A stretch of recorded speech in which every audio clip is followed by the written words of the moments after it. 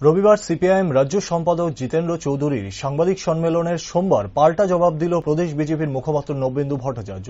এদিন সাংবাদিক সম্মেলনের মাধ্যমে তিনি জানান, মূলত ২৫ বছরের রাজত্বকালে গণতন্ত্রের চতুর্থ স্তম্ভকে সিপিআইএম দল নিজের পৈতৃক সম্পত্তির মতো ব্যবহার করেছিল, যেখানে নির্দিষ্ট একটি মাত্র পত্রিকা ছাড়া বাকি সমস্ত গণমাধ্যমকে ঠিকভাবে মান্যতা দিত না তারা।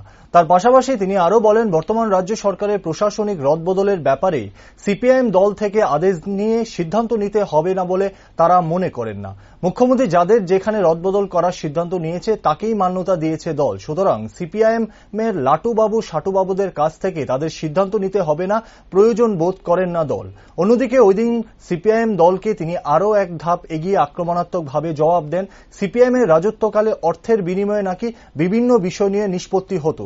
এই ঘটনাগুলি শুধুমাত্র যে ত্রিপুরা রাজ্যে হতো তেমনটা নয়, বরং সিপিআইএম যেই জায়গায় ক্ষমতায় ছিল সেই জায়গাতেই ঠিক একই ব্যবস্থায় একেবারে টনিকের মতো ব্যবহার করত।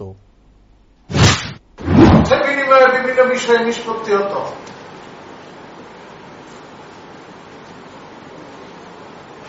সমস্ত রাজ্যের কখনো নেই, শুধু এই রাজ্য না, আমরা যে সমস্ত রাজ্যে কমিউনিস্ট পার্টি ক্ষমতায় ছিল বা আছে সেখানেও এই সবই চলছে।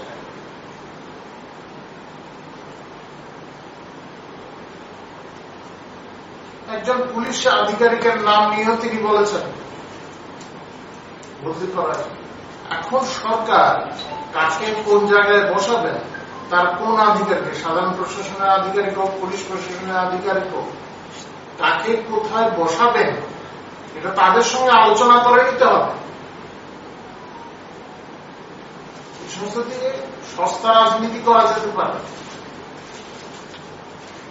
জনসমর্থন আদায় করতে পারবে।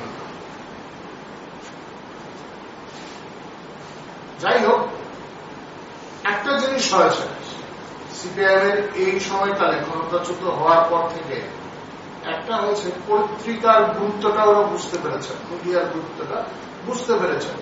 আগে এই পবিত্র বিধানসভায় দাঁড়িয়ে একটি পত্রিকা ভিন্ন, তাদের যে মুখপাত্র সেটাকে বাদ দিয়ে বাকি পত্রিকাগুলিকে বাজারও পত্রিকা বলেছেন। বিধানসভায় রেকর্ড করা আছে এই সপ্তাহে, তাদের মুখ্যমন্ত্রী বলেছিলেন, নিয়ে তখন বিধানসভায় ছিলেন, রাজ্যমন্ত্রী সভায় সদস্য ছিলেন তখন। এখন সেই পত্রিকার উদ্ধৃতি দিচ্ছেন, পরিবর্তনটা সেখানে।